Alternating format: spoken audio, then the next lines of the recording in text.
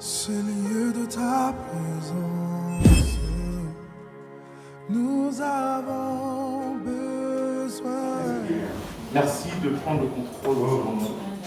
Que la chair se taise et que toi tu parles. Je ne sais pas prêcher, je ne sais pas parler. Je compte sur toi, Saint-Esprit. Car c'est toi qui convainc les cœurs. Merci de convaincre les cœurs. Que toute la gloire te revienne. Au nom de Jésus-Christ. Amen. Amen. Le thème de ma prédication ce matin, c'est la grâce de Dieu, la puissance de l'évangile. La grâce de Dieu, la puissance de l'évangile. Vous savez, la grâce, c'est pas forcément une chose. La grâce est une personne. La grâce, c'est Jésus-Christ. La Bible dit que la loi a été donnée par Moïse, mais la grâce et la vérité sont venues par Jésus-Christ. Pour bien comprendre la grâce, il faut comprendre la loi. Donc, je n'ai pas beaucoup de temps, je vais faire un petit résumé, et puis après, je vais rentrer dans la grâce de Dieu. Quand Dieu marche avec les hommes, Dieu a fait plusieurs alliances avec les hommes. Mais les deux principaux alliances qu'il a faites, la première alliance, c'est l'alliance, l'ancienne alliance. On appelle aussi l'alliance de la loi. Amen. Et la deuxième alliance, c'est la nouvelle alliance, qu'on appelle l'alliance de la grâce. Quand Dieu a créé Adam et Ève, il a dit, vous pouvez manger de tous les fruits qu'il y a dans le jardin, sauf le fruit de l'arbre de la connaissance du bien et du mal. Le jour que vous allez en manger, vous allez mourir. C'est la parole de Dieu. Et je me suis posé la question, je me suis dit, mais Seigneur, pourquoi avoir créé l'arbre de la connaissance du bien et du mal s'il ne fallait pas le manger? Je me suis dit, mais pourquoi le créer? Parce que le fait de le créer, c'est ça qui a fait que Adam a mangé et qu'on voit tout le péché, la mort, la violence, les guerres, toutes ces choses-là, on découle de ça. Je me suis posé la question, je me suis dit, mais pourquoi donc l'avoir créé? S'il fallait absolument le créer, pourquoi l'avoir mis dans le jardin d'Éden, à côté de Adam et Ève, pour qu'ils mangent? J'aurais pu le créer loin d'eux. Ça aurait évité plein de choses. Je me suis posé cette question à plusieurs reprises. Et la réponse de Dieu à cette question, il m'a dit, tu sais, j'ai créé l'homme libre. Nous sommes créés libres. Dieu n'a pas créé des robots programmés à l'aimer, programmés à le choisir. Non, Dieu a créé des hommes libres, libres de pouvoir choisir. C'est pour ça qu'il dit, je mets devant toi la vie et la mort. Choisis la vie. Vous êtes libres, vous êtes des êtres libres. Donc, et la meilleure façon pour exprimer sa liberté, pour exercer sa liberté, c'est quand on a le choix. Quand on a le choix, on peut donc choisir. Mais si on n'a pas le choix qui se pose à nous, c'est un choix par obligation. C'est pas on ne choisit pas parce qu'on veut, parce qu'on n'a pas le choix. Il n'y a que ça. Donc Dieu a créé l'arbre de la connaissance du bien et du mal pour qu'on puisse exercer notre liberté. Car nous sommes libres. S'il n'y a que le bien, qu'est-ce qui fait qu'on a choisi Dieu par amour ou pas parce que nous le voulons? Il faut qu'il y ait quelque chose qui s'oppose pour qu'on puisse faire notre choix. Et Dieu a créé l'arbre de la connaissance du bien et du mal pour qu'on puisse exercer notre choix. Il dit en fait, si vous me choisissez, je prendrai soin de vous. Vous ne manquerez de rien, vous serez dans l'abondance. Mais par contre, si vous décidez de suivre vos propres efforts, vos propres lois, votre propre intelligence, si vous choisissez de ne pas vous fier à moi, vous allez mourir. Là, vous allez mourir, le fruit de la connaissance du bien et du mal. Vous allez mourir. Parce qu'en dehors de Dieu, il n'y a pas de vie. En dehors de Dieu, c'est la mort. Mais on connaît tous l'histoire. Adam et Ève ont malheureusement mangé le fruit défendu. Et le péché est entré. La Bible dit que le salaire du péché, c'est la mort. Si quelqu'un pêche, quelqu'un doit mourir. C'est la justice de Dieu. Et quand ils ont péché, il y a eu donc séparation. Si Dieu n'était que juste, s'il avait que comme critère la justice, s'il était simplement juste, il aurait pu très bien dire, bon, l'homme ne m'a pas choisi, il a préféré vivre comme ça, il a que ce qu'il mérite, la mort, c'est terminé, je ne fais plus attention à l'homme, on l'extermine, c'est fini, je passe à autre chose. Dieu, s'il n'était que juste, il aurait pu faire ça. Mais Dieu n'est pas seulement juste, mais il est aussi amour. Amen. Alléluia.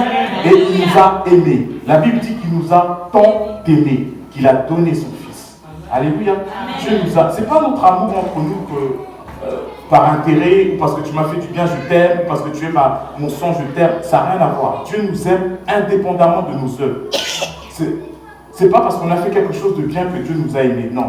La Bible dit que même quand nous étions ennemis de Dieu, il nous a aimés. Donc son amour ne dépend pas de ce que nous faisons. Amen. Il est comme ça, il est amour et il a choisi de nous aimer et il nous aime. Et donc par rapport à ça, il dit que je ne vais pas laisser l'homme mourir. Je vais le sauver. Et pour le sauver, il a fait une première alliance. L'alliance de la loi. La première alliance, l'alliance de la loi. Et il dit, ok, vous avez mangé le fruit, vous voulez vivre de vous-même, mais essayez de vivre de vous-même, vous allez voir que vous n'y arriverez pas. La loi n'a pas été donnée pour justifier l'homme, pour dire que, ou pour renforcer le péché, pour renforcer votre combat contre le péché. La loi n'a pas été donnée pour que vous soyez fort contre le péché. Non, non, non. La loi a été donnée pour que le péché vous domine. C'est pas moi qui le dis, c'est la parole de Dieu. La loi ne vous justifie pas. La loi a été donnée pour que le péché vous domine. Et on peut le voir dans 1 Corinthiens 15, chapitre 15, verset 56. La parole de Dieu dit, l'aiguillon de la mort, c'est le péché. Et la puissance du péché, c'est la loi. L'aiguillon de la mort, c'est le péché. Et la puissance du péché, c'est la loi. Ça veut dire que ce qui donne la puissance au péché, c'est la loi. Si vous voulez que le péché domine la vie d'une personne, prêchez-lui la loi. Vous allez voir que le péché va le dominer. Vous n'avez jamais remarqué que ce qui est interdit attire toujours. C'est vrai. Quand on te dit ne fais pas ça, si tu fais ça, tu vas en enfer. Ne fais pas ça, va pas voler, ne fornique pas, ne fais pas ceci. Si tu fais ça, tu vas l'enfer. C'est bien, c'est vrai, c'est une vérité. Mais le fait de dire ça à quelqu'un, ça ne l'aide pas à vaincre le péché, bien au contraire. Si vous voulez que le péché domine la vie d'une personne, prêchez-lui la loi. C'est ce que la parole de Dieu dit. L'aiguillon de la mort, c'est le péché. Et la puissance du péché, c'est la loi. Et quand on regarde bien, moi je me suis toujours dit, par exemple, si on prend un exemple, on est dans une salle, il y a plusieurs portes. On est dans une salle, il y a plusieurs portes. Il y a une seule porte où il est écrit ne pas entrer. Défense d'entrée. N'ouvrez pas cette porte. Dans tous les autres portes, il n'y a rien écrit, tu peux rentrer comme tu veux. Mais sur cette porte-là, on te dit ne pas rentrer. Vous êtes tout seul dans la salle. Qu'est-ce que vous allez faire? Au début, vous allez siffler, faire comme si de rien n'était, vous approchez de la porte. Hop. Mais la finalité, c'est que vous allez ouvrir cette porte. Vous allez tenter, vous allez vouloir ouvrir cette porte. Et vous allez l'ouvrir. Donc la loi n'a pas été donnée pour justifier l'homme, pour renforcer le combat contre le péché. Non, non, non, non, non. La loi a été donnée pour que l'homme sache qu'il est impossible, par ses propres œuvres, d'avoir le salut, d'avoir une bénédiction de Dieu ou quelque chose comme ça. C'est pas possible. Dieu il a fait cette première alliance pour que par la suite on puisse mieux apprécier l'alliance de la grâce. Parce que quand on a fait l'expérience, on a essayé de pratiquer la loi par nos propres efforts et on a vu qu'on n'arrive pas. On dit, ah Seigneur, là, moi je ne peux pas, il faut nous sauver, pour me sauver, je ne peux pas. Et c'est là que le Seigneur envoie la deuxième alliance. Alléluia. L'alliance de la grâce. La Bible dit que, vous savez, des fois, les gens pensent que quand tu fais le bien, quand tu fais beaucoup de bien, c'est comme une balance en fait. Quand tu fais beaucoup de bien et moins de mal, de péché, tu vas au paradis. Et si tu fais trop de mal, trop de péché et moins de bien, tu vas en enfer. C'est pas comme ça. Les gens se trompent lourdement.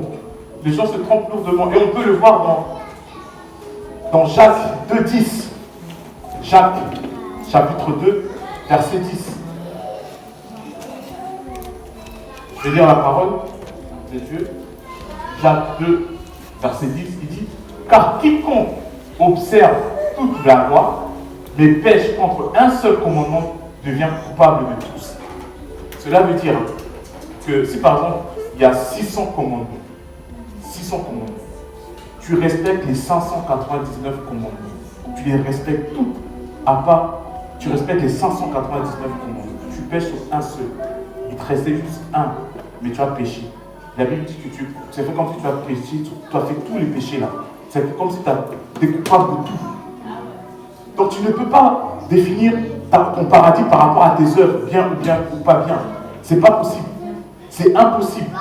Dieu a donné la loi pour qu'on sache que c'est impossible, qu'on a besoin de lui. De nous-mêmes, nous ne pouvons absolument pas. Alléluia. Amen. Et nous allons prendre un autre verset. Galates chapitre 3, versets 10 et 11. Galates chapitre 3, versets 10 à 11. Car tous ceux qui s'attachent aux œuvres de la loi sont tous sous la malédiction. Car il est écrit, maudit est quiconque n'observe pas tout ce qui est écrit dans le livre de la loi et ne le met pas en pratique. Et que nul ne soit justifié devant Dieu par la loi. Cela est évident, puisqu'il est dit, le juste vivra par la foi. Par la foi. Amen. Car tous ceux qui s'attachent aux œuvres de la loi sont sous la malédiction. Car il est écrit, maudit est quiconque n'observe pas tout ce qui est écrit dans le livre de la loi et ne le met pas en pratique. Si vous voulez avoir une bénédiction de Dieu parce que vous avez bien agi, vous vous présentez devant Dieu en disant, Seigneur, voici j'ai bien agi, voici j'ai fait telle chose, bénis-moi. Si vous faites cette démarche-là, le Seigneur va regarder. Mais quand il vous regarde, il est obligé de regarder la totalité. Il ne peut pas seulement regarder, Dieu est juste. Il ne peut pas se compromettre. Il ne peut pas dire, bon écoute, je regarde juste, c'est bien fait. Non, il regarde la totalité. Et quand il regarde, il voit que vous êtes imparfait, que vous ne pouvez pas. Même si vous faites le bien, même si vous agissez vous faites des bonnes choses, il ne peut pas vous bénir par rapport à vos œuvres parce qu'il y a quelque chose qui est mauvais. Vous n'êtes pas parfait. Pour celui qui vous rend parfait, c'est Jésus-Christ. La Bible dit que tel qu'il est, tel nous sommes. Alléluia. Tel qu'il est, tel nous sommes. Si vous voulez que Dieu vous bénisse, il faut qu'il voie Jésus-Christ en vous. Amen. Si vous voulez que Dieu vous bénisse, il faut qu'il voie Jésus-Christ en vous. Parce que Dieu ne regarde pas nos œuvres, il regarde nos œuvres que Jésus-Christ a accomplies. Amen. Vous savez, ça me rappelle un peu l'histoire de la femme adultère qui a été attrapée par les pharisiens, l'ont attrapée en plein adultère. Ils l'ont ramenée devant Jésus-Christ. Et ils m'ont dit, Jésus, la loi de Moïse nous dit que si on attrape quelqu'un en plein adultère, on doit la lapider. Cette personne doit mourir. Regardez la réponse de Jésus. Il dit que celui qui n'a jamais péché lui jette la première pierre. En fait, il est en train de dire simplement que vous avez tout à fait raison. Cette personne a péché. Vous avez raison. La loi est bonne, la loi est juste, mais la loi ne peut pas vous justifier. Il dit, vous avez tout à fait raison. Cette personne-là, normalement, selon la loi, vous avez raison, elle doit mourir. Mais celui qui n'a jamais commis de péché lui jette la première pierre. Cela veut dire que si tu veux donner une sentence à une personne, il faut que toi-même tu sois irréprochable. Tu ne peux pas donner une sentence, juger quelqu'un, condamner quelqu'un, alors que toi-même, tu es pécheur. Amen. Donc le Seigneur, il ne s'est pas compromis en disant non, on va oublier le péché, c'est pas grave. Non. Il a dit, vous avez raison. Mais celui qui n'a jamais péché, lui jette la première pierre. Le Seigneur ne peut pas se compromettre pour sauver l'homme. Il est obligé d'appliquer sa parole. Dieu ne peut pas vous sauver en dehors de sa parole. C'est impossible. Impossible. Alléluia. Amen. Et nous allons prendre Colossiens 2, versets 13 à 14. Colossiens 2, versets 13 à 14.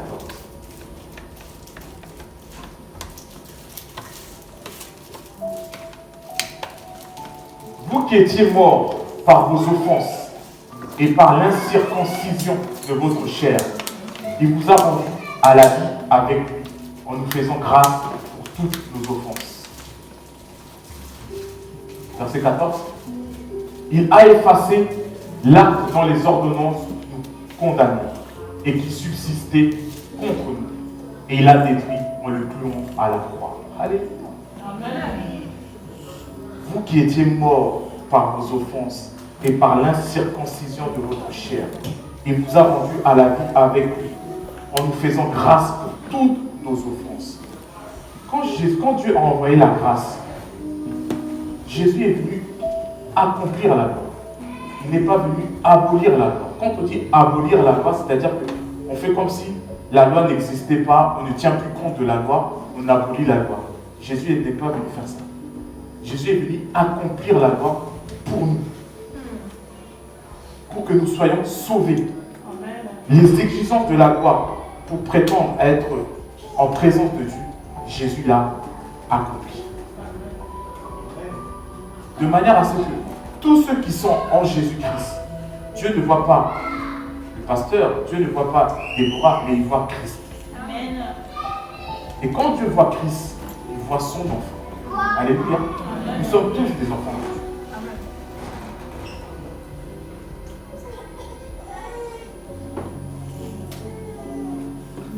Il vous a rendu à la vie avec lui en faisant grâce pour toutes nos offenses.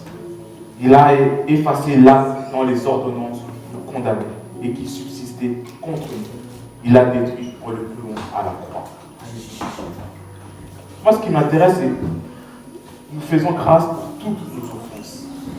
Jésus est venu, à travers Jésus, nous avons eu le pardon de nos péchés. Non seulement le pardon de nos péchés passés, mais présents et futurs. Dieu a fini avec le péché. Il a fait en sorte que le péché ne puisse plus nous séparer de lui. Dieu a accompli la parole, les prophéties de la Bible, qui dit que Jésus va venir, quelqu'un viendra, il va purifier l'humanité, il va sanctifier l'humanité par son sang. Et pour cela, il faut simplement avoir foi en Jésus-Christ, l'accepter comme notre Seigneur et Sauveur. En faisant cela, nous sommes une nouvelle nature. Le vieil homme, la vieille nature a été clouée. Voilà, nous sommes une nouvelle nature. C'est important de comprendre cela. Et quand on lit Hébreux 10, Hébreux chapitre 10, versets 10 à 14, qui va confirmer que nous sommes pardonnés de tous nos péchés. Hébreux 10 nous dit, c'est en vertu de cette volonté que nous sommes sanctifiés par l'offrande du corps de Jésus-Christ, une fois pour toutes. Une fois pour toutes. Ça veut dire que le Seigneur ne va pas revenir une deuxième fois pour vous sanctifier ou pour vous. Non, ça a été fait une fois pour toutes. Jésus a été crucifié une fois pour toutes pour nos péchés. Et tandis que tout sacrificateur fait chaque jour le service et offre souvent les mêmes sacrifices qui ne peuvent jamais ôter les péchés.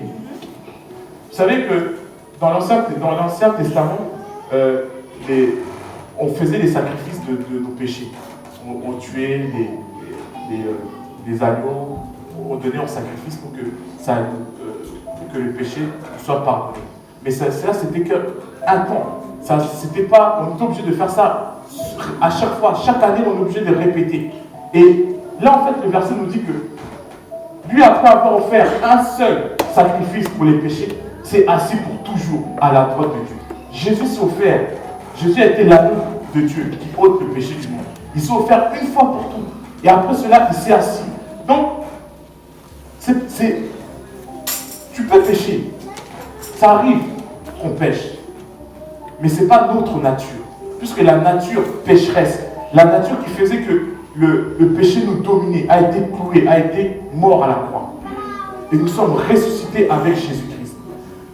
Normalement, nous ne devons plus pécher. Voilà pourquoi, dans 1 Jean 2, il dit, Jean il dit, je vous écris, mes petits enfants, pour que vous ne péchiez plus. Mais si jamais Normalement, ça ne devrait pas arriver. Mais si jamais ça arrive, n'oubliez pas que vous avez un avocat auprès du Père, Jésus-Christ le juste. Alléluia. Est-ce qu'on peut l'avoir le verset?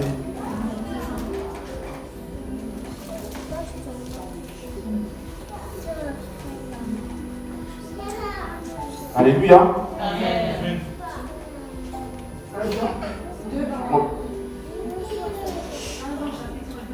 1 Jean chapitre 2, versets 1 et 2.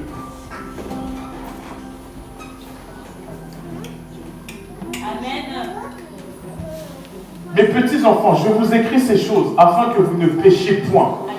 Et si quelqu'un a péché, nous avons un avocat auprès du Père, Jésus-Christ le juste. Verset 2.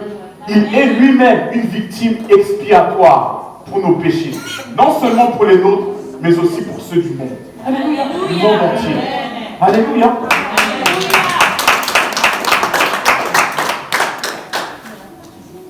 Et Hébreux 8, 12 nous dit que parce que je pardonnerai leur iniquité et que je ne me souviendrai plus de leurs péchés. Je ne me souviendrai plus de leurs péchés. Dieu ne nous impute plus nos péchés. L'évangile veut dire bonne nouvelle. Bonne nouvelle, cela veut dire que c'est une bonne nouvelle. Jésus-Christ a accompli tout ce que nous avons besoin pour être dans la présence de Dieu. Nous n'avons pas besoin de le faire. Jésus-Christ l'a fait. Donc, la nouvelle annonce, l'annonce de la grâce, nous dit que nous sommes sauvés indépendamment de nos œuvres. Que nous sommes la justice de Dieu. Si je vous pose une question, par exemple, est-ce que vous êtes juste? Est-ce que vous estimez être juste? Quelqu'un peut répondre? Non. Non, toujours.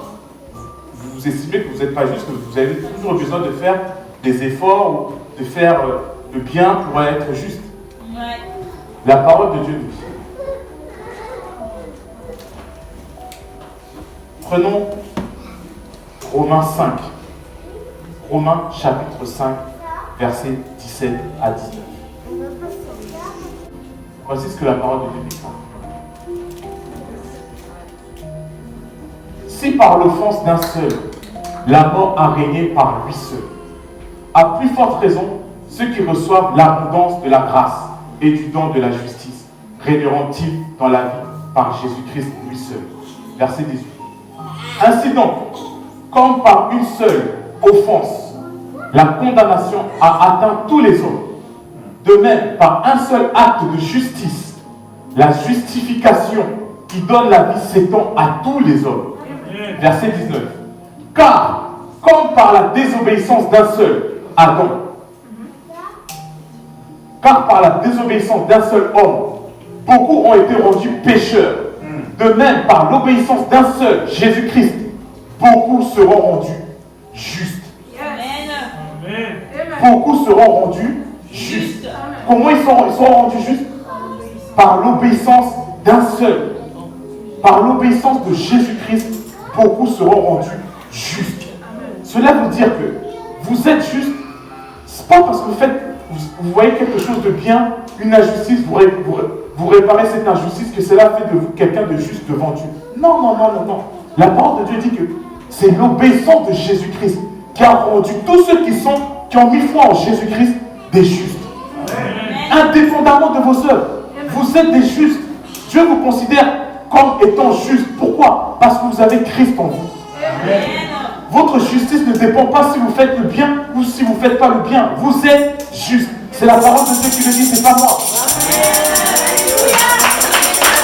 Donc soyez confort. Soyez sûr que vous êtes des justes. Indépendamment de vos œuvres. C'est pas vous qui faites. La justice, c'est un don de Dieu. Un don gratuit, immérité. C'est pas parce que vous avez fait le bien que vous êtes juste. Non, c'est un don de Dieu.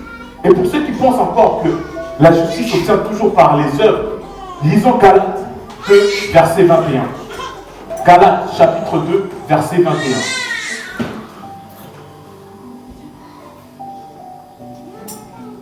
Je ne rejette pas la grâce de Dieu.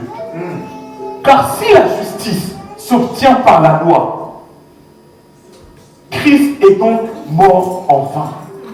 Si la justice, je ne rejette pas la grâce de Dieu, car si la justice s'obtient par la loi, c'est-à-dire si la justice s'obtient parce que tu as fait quelque chose de bien, parce que tu as respecté la loi dit, ah, si ne commets pas de mensonge, quelqu'un a commis un mensonge, tu viens réparer ça, tu es juste. Non, c'est pas ça. Car si la justice s'obtient par la loi, par vos œuvres, Christ est donc mort en vain. Parce que si la loi suffisait pour que l'homme ne cesse de pécher, si la loi suffisait pour que l'homme soit sauvé, Jésus n'aurait pas besoin de venir. Puisque s'il suffisait de dire, c'est pas bien de faire la fornication. S'il suffisait par exemple de dire ça, pour que l'homme soit sauvé, pourquoi Jésus va venir? Jésus est venu parce qu'on ne peut pas. C'est pas par vos œuvres. C'est impossible. Alléluia. Amen. La parole de Dieu le dit clairement. Vous êtes juste. Et moi, je vais regarder par exemple. Jésus, on dit qu'il n'a commis aucun péché. Amen. Jésus n'a commis aucun péché. La Bible dit qu'ils ont tous ont péché. La Bible dit tous ont péché et sont privés de la gloire. Tous, même Marie, la mère de Jésus, celle qui a porté Jésus. Même elle a péché. La Bible dit tous, de Abraham jusqu'à tous, sauf Jésus-Christ. C'est le seul dans la Bible qui n'a jamais péché. C'est le seul. Et donc, ma question c'est, Jésus, comment, s'il n'a jamais péché? La Bible dit que pourtant, il est devenu pécheur. Puisqu'il a pris nos péchés, il est devenu pécheur. Comment donc, lui qui n'a jamais péché, il est devenu pécheur? Il n'est pas devenu pécheur en commettant le péché. Non, non, non. Puisqu'il est sans péché. Il s'est fait pécheur en prenant nos péchés. Amen. Il a pris nos péchés. Voilà pourquoi il est devenu pécheur. Il n'a pas commis le péché, mais il a pris nos péchés. Et vous êtes juste, pas parce que vous faites quelque chose de bien, vous êtes juste parce que vous avez pris la justice de Dieu. Il y a eu un transfert. Ce que Jésus méritait, nous l'avons eu. Ce que nous méritons, Jésus l'a eu. Il y a eu un transfert. De la même manière que Jésus n'a pas fait de péché, mais il s'est fait devenir pécheur, de la même manière que vous n'avez pas fait quelque chose de bien pour être juste, mais vous avez pris la justice de Dieu en Christ. Vous êtes la justice de Dieu en Christ. Amen. Amen. Alléluia. Bon, maintenant que... Là, c'est très important, écoutez bien. Maintenant qu'on sait que la loi a été donnée pour en fait qu'on sache que de nous-mêmes, on ne peut pas nous sauver, qu'on a besoin de Dieu. Jésus est arrivé, Dieu a envoyé son Fils. Jésus est arrivé. Jésus nous a apporté le pardon de nos péchés. Le pardon d'hier, d'aujourd'hui et de demain. Le péché que tu vas commettre demain, Dieu t'a déjà pardonné. C'est la Bible qui le dit.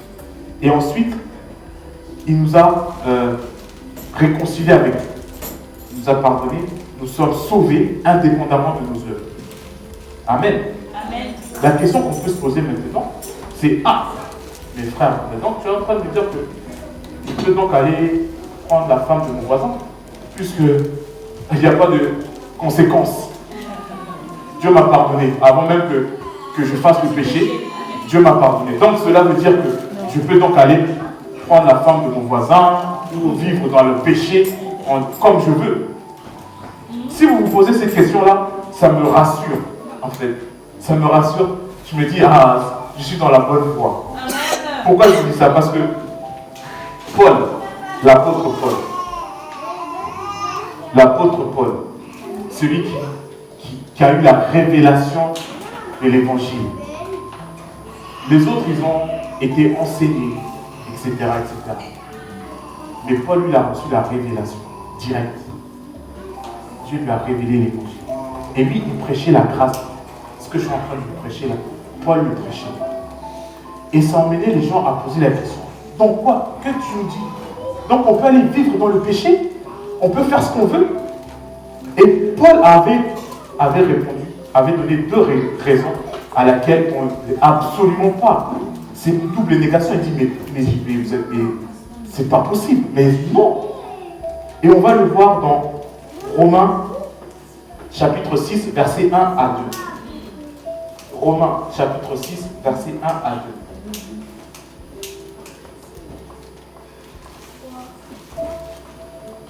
Que dirons-nous donc?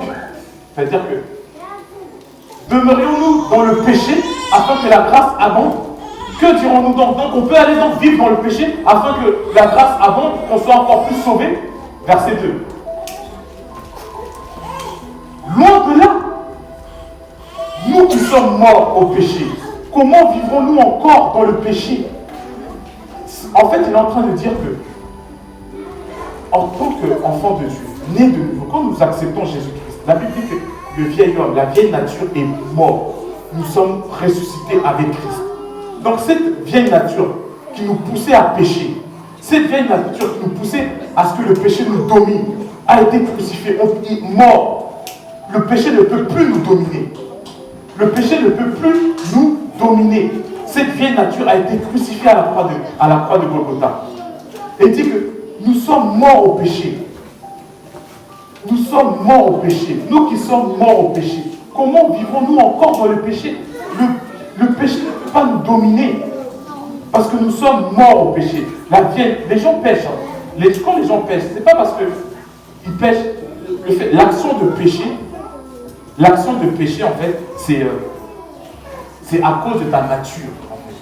C'est parce que tu as de la nature pécheresse que tu pêches. C'est pas parce que tu as péché que tu es pécheur. Je ne sais pas si vous comprenez.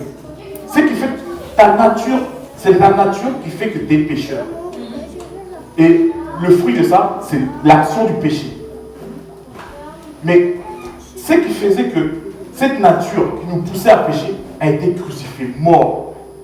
Donc on ne peut pas désirer ou vouloir pécher parce que cette nature ne nous domine plus. Alléluia. Et la deuxième raison qu'il a donnée, c'est dans Romains chapitre 6, versets 15 à 16.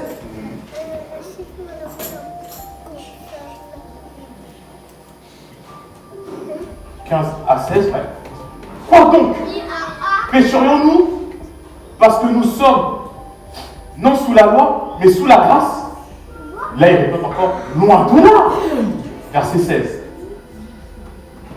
Ne savez-vous pas qu'en vous livrant à quelqu'un comme esclave pour lui obéir, vous êtes esclave de celui à qui vous obéissez, soit du péché qui conduit à la mort, soit de l'obéissance qui conduit à la justice.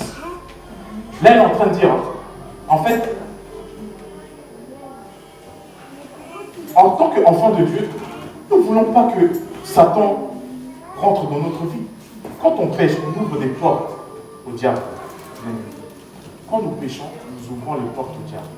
Et quand le diable vient, la Bible dit qu'il vient que pour égorger, il vient pour voler, égorger et détruire. Alléluia.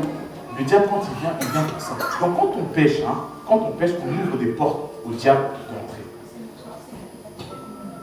Et quand le diable vient, il vient pour égorger, voler et détruire.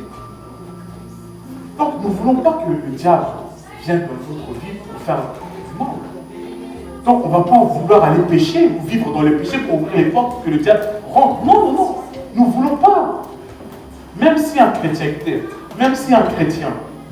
né de nouveau, qui a accepté Jésus-Christ, décide de vivre dans le péché, Dieu laisse toujours. Parce que son amour ne dépend pas de ce que tu fais ou de ce que tu fais pas. Dieu t'aime toujours. Même si tu décides d'aller vivre dans le péché, Dieu t'aime toujours. Mais les péchés ont des conséquences. Alléluia. Les péchés ont des conséquences. Vous n'allez pas perdre votre salut parce que le salut, on ne l'a plus.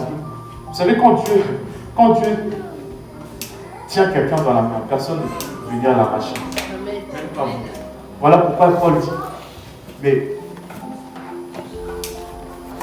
qui pourra nous séparer de l'amour de Dieu?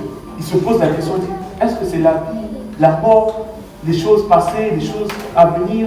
Est-ce que c'est le péché? Est-ce que c'est la création? Ici, il dit, qu'est-ce qui pourra nous séparer de l'amour de Dieu? Et il finit par dire, rien. Rien ne pourra nous séparer de l'amour de Dieu manifesté en Jésus-Christ. Si vous avez Jésus-Christ, vous avez l'amour de Dieu. Et soyez rassurés. Personne ne pourra vous séparer de Dieu. Même pas le péché que vous commettez. C'est ça l'évangile. Même pas le péché que vous commettez. Mais laissez-moi vous dire, le péché a des conséquences sur la terre. Le péché a des conséquences.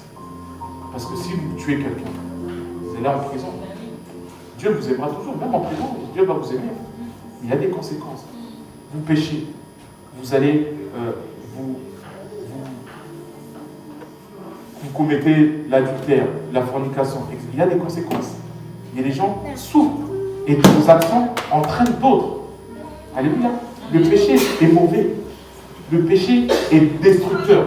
Mais le péché ne peut pas vous séparer de Dieu pour un enfant réellement né de nous. Parce que, vous savez, dans l'église, il y a des gens qui se disent chrétiens, mais laissez-moi vous dire, ils ne sont pas chrétiens. Il y a des gens qui se disent, je suis enfant de Dieu, mais en réalité, ils ne le sont pas. Donc, il ne faut pas juger par rapport à ce que vous voyez. Dieu seul sait en réalité qui est son enfant. Dieu seul sait, parce que lui, il regarde au cœur. Lui seul sait. Moi, aujourd'hui, je peux dire, on dirait que c'est un enfant de Dieu. Moi, je le crois par la foi. Tu dis, tu es enfant de Dieu. Je ne suis pas là pour juger, pour savoir qui tu es. Tu me dis que je suis enfant de Dieu. Tu es enfant de Dieu. Mais en réalité, il y a des gens qui se disent enfants de Dieu, mais ils ne le sont pas. C'est des religieux. C'est des gens qui sont... vous savez pourquoi je vous dis ça? Parce que quand on dit que tu as foi en Jésus-Christ, tu crois en Jésus-Christ, ok. Il faut regarder à Jésus-Christ, il faut faire confiance à Jésus-Christ. Ok, tu dis oui, je crois, oui, amen. Mais dans la vie, tu vas faire face à des confrontations, tu vas faire face à des épreuves qui vont par rapport à ces épreuves, on va voir si réellement tu es enfant de Dieu ou pas. Alléluia. Tu vois, la maladie arrive. La première chose que tu fais, le marabout là, il guérissait bien. Je vais aller voir le marabout. Telle chose, non, j'ai eu un bac plus 5, je peux compter sur mes œuvres pour pouvoir faire ça. Vous oubliez Dieu. Vous oubliez Dieu. Amen. C'est soit tu as foi en Dieu, et quand il y aura des épreuves qui vont arriver, il y aura des choses qui vont se mettre devant toi, qui vont éprouver ta foi. Et c'est là que Jacques dit que vos œuvres ne vous... il dit... Jacques dit, vos œuvres ne vous justifient pas. Vos œuvres ne vous justifient pas, mais à travers vos œuvres, on voit la nature de votre foi. Il dit, la foi sans les œuvres, c'est une foi morte. La foi sans les œuvres, c'est une foi morte. Pourquoi il dit ça? Parce que vous ne pouvez pas prétendre avoir la foi et rester assis. Vous ne pouvez pas prétendre avoir la foi et rester assis parce que forcément, il y aura des actions à faire. Forcément, tu vas te trouver face à des choses. Et tes œuvres vont démontrer la nature de ta foi. Si ta foi est en Jésus, tes œuvres vont être conformes à la parole de Dieu. Amen. Mais si ta foi n'est pas en Jésus en réalité, parce que tu peux dire Jésus, je t'aime, mais quand tu es dans ton intimité, là, toi-même, tu sais à qui tu dis je t'aime en réalité. Tu vois ce que je veux dire? Donc, tu peux très bien prétendre être enfant de Dieu, mais la réalité te rattrapera toujours. C'est pour ça que Jésus dit, éloignez-vous de moi, vous commettez l'iniquité. Oh, mais Jésus, j'ai prophétisé en ton nom, j'ai fait telle chose en ton nom. Il dit, éloignez. Ce n'est pas des enfants de Dieu, parce qu'un enfant de Dieu Dieu ne peut pas dire à un enfant de Dieu, éloigne-toi de moi. Ce n'est pas possible. Ces gens-là ne sont pas des enfants de Dieu. Ce n'est pas parce qu'il dit Jésus que c'est des enfants de Dieu. La Bible dit que si tu crois en moi, tu es sauvé. Full stop. La Bible dit que car Dieu a tant aimé le monde qu'il a donné son Fils afin que quiconque croit en lui ne périsse pas, mais qu'il ait la vie éternelle. C'est ça l'évangile de Dieu. Alléluia. C'est ça l'évangile de Dieu. Donc vous ne pouvez pas prétendre par vos œuvres avoir quelque chose de Dieu. Alléluia. J'en étais où? Parce que je suis sorti de... Alléluia. Donc oui. Car Dieu... non, on va revenir sur Romains 6, 15, 16. Romains 6, 15, 16. Romains chapitre 6, verset 15 à 16.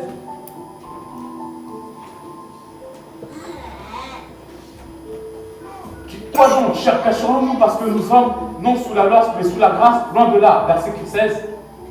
Ne savez-vous pas qu'en vous livrant à quelqu'un comme esclave pour lui obéir, vous êtes esclave de celui que vous obéissez, soit du péché qui conduit à la mort, soit de l'obéissance qui conduit à la justice. Alléluia. Et j'ai développé en disant que nous ne voulons pas cela. Nous ne voulons pas vivre dans le péché parce que nous ne voulons pas que le péché nous fasse du mal. Nous ne voulons pas que le péché nous condamne. Enfin, voilà, nous ne voulons pas. Si par exemple, la Bible dit que quand nous sommes enfants de Dieu, nous sommes lavés, purifiés, sanctifiés. Dieu nous a habillés d'une robe blanche. Très blanche, tu es propre, bien habillé, blanche, sans tache, rien. On te ramène une chaise. Je mets une chaise ici, plein de boue, caca, ça sent mauvais. On te dit, ah, tu vas t'asseoir? Non. Tu ne peux pas t'asseoir. C'est comme ça quand on est enfant de Dieu. C'est-à-dire qu'il n'y a rien de plus merveilleux que la rencontre avec Jésus-Christ. Quand tu rencontres le Seigneur Jésus-Christ, tu ne peux pas trouver quelque chose de meilleur que ça. Tu ne peux pas dire, ah non, ah, la lumière est bonne, hein. Ah, c'est joli. Mais Seigneur, non, je préfère faire des choses. C'est impossible. Il n'y a pas. Tous ceux qui rencontrent le Seigneur sont transformés. Je vous dis la vérité. Vous ne pouvez pas rester tel que vous êtes. Si vous acceptez Jésus, vous allez rencontrer le Seigneur. Vous dites que vous allez rencontrer le Seigneur. Mais que vous aimez être dans le péché. Vous aimez commettre le péché. Ça vous fait ni chaud ni froid et tout ça là. Si vous aimez faire ça là, c'est qu'en réalité, vous n'avez jamais accepté Jésus. Parce que quand on accepte Jésus-Christ, le Saint-Esprit en vous parle, vous convainc. Il vous parle, il vous convainc, il vous dit des choses. Quand tu pêches, tu te sens mal. Tu dis, non, c'est plus malade. Des fois, il y en a même qui arrêtent de fumer. Comme ça, sans que quelqu'un lui dise arrête de fumer. Eux-mêmes, l'Esprit de Dieu en eux fait le travail. La Bible dit simplement faites confiance à Dieu. Regardez à Jésus. C'est lui qui fait le reste. Alléluia. Donc si l'évangile de la grâce te pousse à commettre le péché, te dit ah ça me donne l'autorisation de pécher. En vérité, tu péchais bien sans autorisation. Tu n'avais pas besoin que quelqu'un. Tu péchais très bien sans autorisation. Si l'évangile de Dieu te dit je vais aller pécher, c'est qu'en réalité tu n'as jamais rencontré le Seigneur. Tu n'as jamais rencontré le Seigneur. Et je prie pour toi que tu rencontres réellement le Seigneur. Parce que le péché n'est pas bon. Le péché n'est pas bon. Le péché est destructeur. Alléluia. Pour finir, j'aimerais simplement vous dire ceci. Dieu nous a tellement aimés, qu'il a donné son Fils.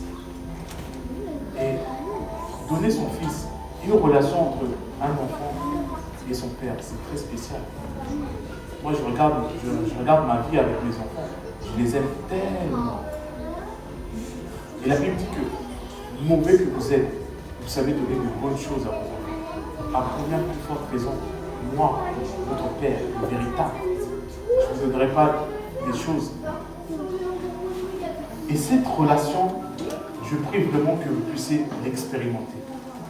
Dieu n'est pas simplement Dieu. Un Dieu qui vous regarde en haut et qui vous dit allez, essayez de marcher dans la bonne voie. Si vous arrivez, vous aurez une bénédiction. Non. Dieu nous a tellement aimés qu'il s'est dépouillé lui-même. Il a dit non, j'aime ses enfants. Il s'est dépouillé lui-même.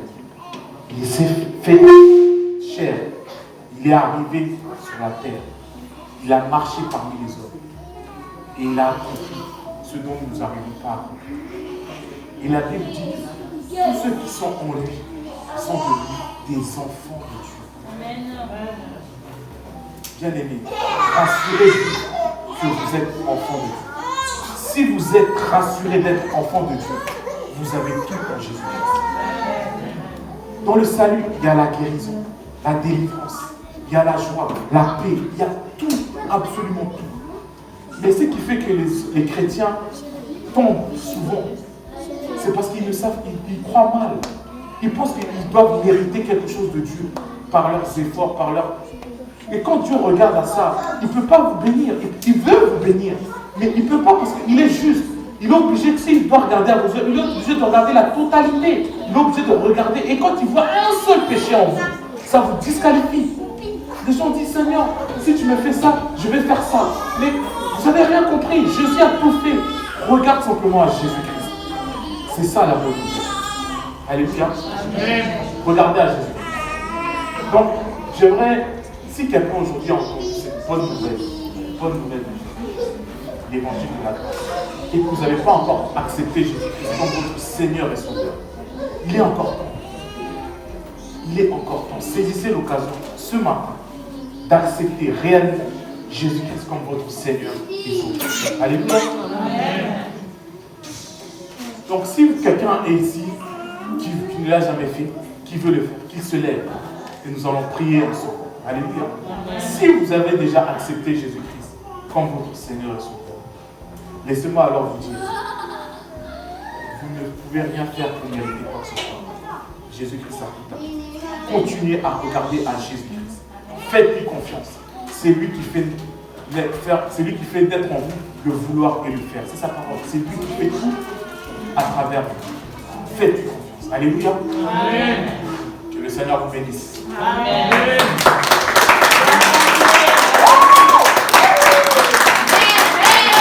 Alléluia.